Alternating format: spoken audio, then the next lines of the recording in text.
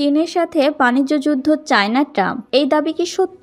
মার্কিন president Donald Trump বলেছেন, আমি চীনের সাথে বাণিজ্য যুদ্ধ চাই না। ফক্স নিউজকে দেয়া এক সাক্ষাৎকারে ট্রাম্প নিজের উপর বাণিজ্য শুল্ক আরোপের ব্যাপারে তার এই অনীহার কথা জানান। ট্রাম্প বলেন, চীনের বিরুদ্ধে চাপ প্রয়োগের জন্য ট্যারিফ নামে আমাদের অত্যন্ত শক্তিশালী একটি হাতিয়ার রয়েছে। তিনি আরও বলেন, তবে আমি এই হাতিয়ার ব্যবহার করতে চাই না, কারণ আমি বিশ্বের বৃহত্তম অর্থনৈতিক ও বাণিজ্য যুদ্ধ এড়াতে চাই। পার্স টুডে আরও জানায়, ট্রাম্পের এই নতুন দাবি হোয়াইট হাউসে দ্বিতীয়বারের মতো প্রবেশের আগে দেয়া তার বক্তব্য ও অবস্থানের সঙ্গে সাংঘর্ষিক, কেননা তিনি চীনের সাথে বাণিজ্য যুদ্ধ শুরু করার ইচ্ছা রাখেন না বলে এখন বললেও 20 জানুয়ারি 2025 তারিখে তিনি ঠিক বিপরীত বক্তব্য দিয়েছিলেন। 20 জানুয়ারি তিনি বলেছিলেন, তার প্রশাসন চীন থেকে আমদানি করা পণ্যের উপর শতকরা 10% শুল্ক আরোপের কথা বিবেচনা করছে। ট্রাম্প তার প্রথম মেয়াদেই চীনের বিরুদ্ধে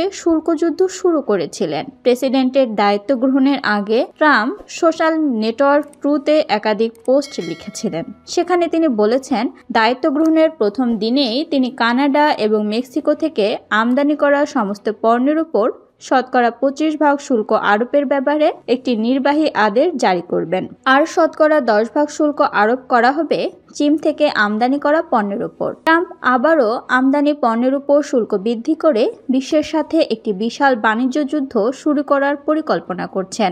এই চাপ এবং বল প্রয়োগের নীতি গ্রহণ করে আমেরিকা বাণিজ্য অংশীদারকে ওয়াশিংটনের দাবি মেনে নিতে এবং মেনে চলতে বাধ্য করানোর চেষ্টা করছেন ট্রাম্প। এর অর্থ হলো, উদীয়মান অর্থনীতির দেশগুলো, বিশেষ করে চীন এবং জার্মানির মতো ইউরোপীয় বাণিজ্য অংশীদার সহ কানাডা, মেক্সিকো, জাপান ও দক্ষিণ কোরিয়ার পাশাপাশি পশ্চিমা ব্লকের অংশীদারদের সাথে একটি সর্বাত্মক বাণিজ্য যুদ্ধ শুরু করা। বাণিজ্যের ক্ষেত্রে আন্তর্জাতিক সমাজের ঐক্যবদ্ধ পদক্ষেপের বিরুদ্ধে ট্রাম্পের যে অবস্থান, তার পরিপ্রেক্ষিতে মার্কিন শুল্ক যুদ্ধ বিরোধী একটি বিশ্বজোট ধীরে ধীরে গড়ে উঠবে, যেমনটি তার প্রথম মেয়াদেও হয়েছিল।